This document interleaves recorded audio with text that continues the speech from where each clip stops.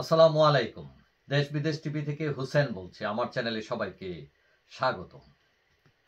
গতকাল শনিবার রাতে হঠাৎ কাউরান বাজারে একটা সবজি দোকানে সবজি কিনতে গিয়ে সাংবাদিক মুন্নি সাহাকে চিনে ফেলেন অনেকেই, এবং তারা তাকে ঘিরে ধরেন এবং পরে পুলিশকে খবর দেন।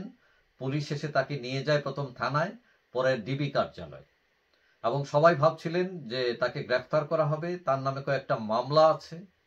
এবং এর আগেও সাংবাদিক মোজাম্মেল বাবু, শ্যামল দত্ত, ফারজানা রূপা, এদের অনেককেই গ্রেফতার করা হয়েছে যারা আওয়ামী লীগ লবির সাংবাদিক যারা, এবং ধারণা করা হচ্ছিল যে মুন্নি সাহাও গ্রেফতার হবেন এবং জেলে যাবেন অথবা রিমান্ডে যাবেন, কিন্তু দেখা গেল সেরকম কিছু হয় নাই।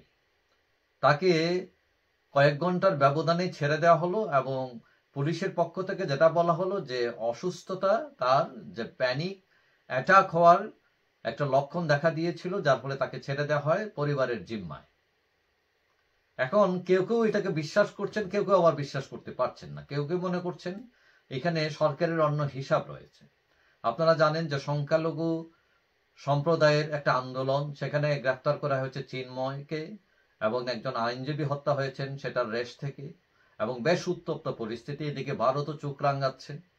এখন হয়তো এমন হইতে পারে সরকার মুন্নি সাহা যেহেতু হিন্দু সম্প্রদায়ের লোক, তাকে গ্রেফতার করে নতুন করে ঝামেলা আনতে চায় না হয়তো সরকার। এটা ছাড়াও আরো কিছু ক্যালকুলেশন আছে সরকারের থাকতে পারে।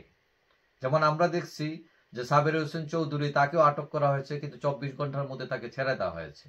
অথচ ব্যারিস্টার সুমন, যিনি কোনো লুটপাট করলেন না, নিজের টাকায় তিনি ব্রিজ বানাইলেন, মানুষের সাহায্য সহযোগিতা করলেন, তাকে ধরা হলো। আবার এইদিকে অভিযোগ আছে যে পলক এবং হাসান মাহমুদ, আওয়ামী লীগ নেতা, তারা দুইজনে একসাথে এয়ারপোর্টে গেলেন। পলককে ধরে জেলে ঢুকানো হলো, রিমাইন্ডার নেওয়া হলো, কিন্তু হাসান মাহমুদ চলে গেলেন বেলজিয়াম। সেটা কিভাবে সম্ভব? সরকারের স্বচ্ছতা নিয়ে প্রশ্ন দেখা দিয়েছে। এখন সবার মনে একটা প্রশ্ন যে মুন্নি সাহা আওয়ামী লীগ আমলে আওয়ামী লীগের নাম ব্যবহার করে আওয়ামী লীগের গভর্নর লোক অনেক টাকা পয়সা কামিয়েছেন, অনেক অভিযোগ তার নামে, এবং তার হত্যাকাণ্ডের হত্যা মামলারও আসামি তিনি কিভাবে দ্রুতই ছাড়া পেয়ে গেলেন? যদিও বলা হচ্ছে অসুস্থতার কথা, কিন্তু এটা আসলে অসুস্থতা কি না। এখন আমরা যদি আগের দিকে দেখি, কিছুদিন আগে যা মুন্নি সাহা আওয়ামী লীগ লবির লোক ছিলেন, প্রাক্তন প্রধানমন্ত্রী শেখ হাসিনার বিশ্বাসভাজন ছিলেন, খুব নিকটে ছিলেন, কিন্তু আসলে তিনি আর শেষে নিকটে থাকেননি।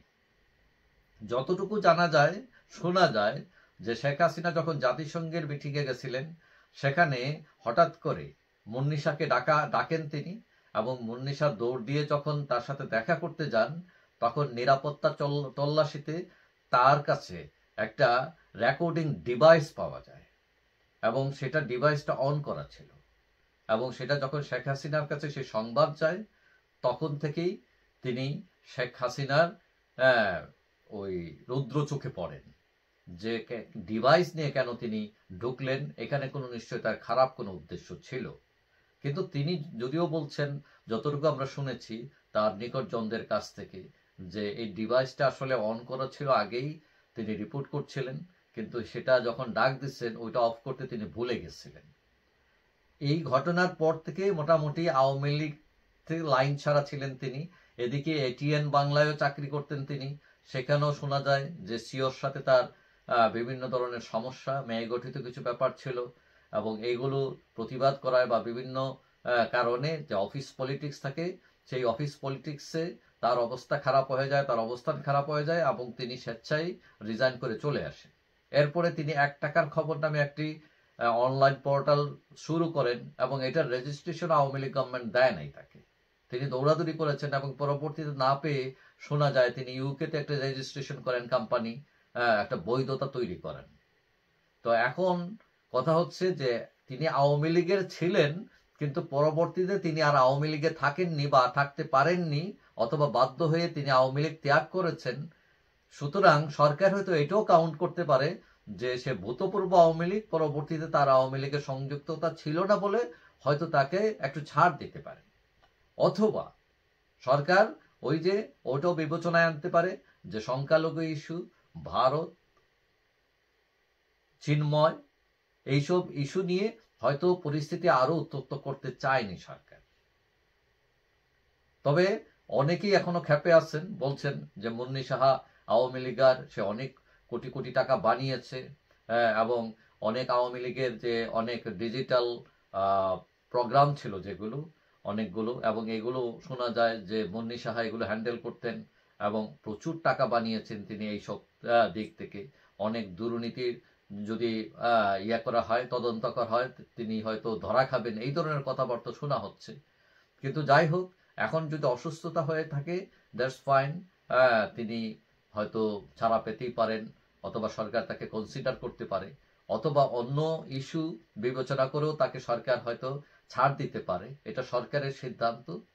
যাই হোক, কথা হলো কেউ যাতে অন্যায়ভাবে ভোগান্তির শিকার না হয়, কেউ যাতে আইনের বাইরে গিয়ে কেউ কারো উপর যাতে কোনো ধরনের খবরদারি, মাস্টারি বা তার উপর অন্যায় অবিচার করা না হয়, এটাই সবার প্রার্থনা। যাই হোক, সবাই ভালো থাকবেন।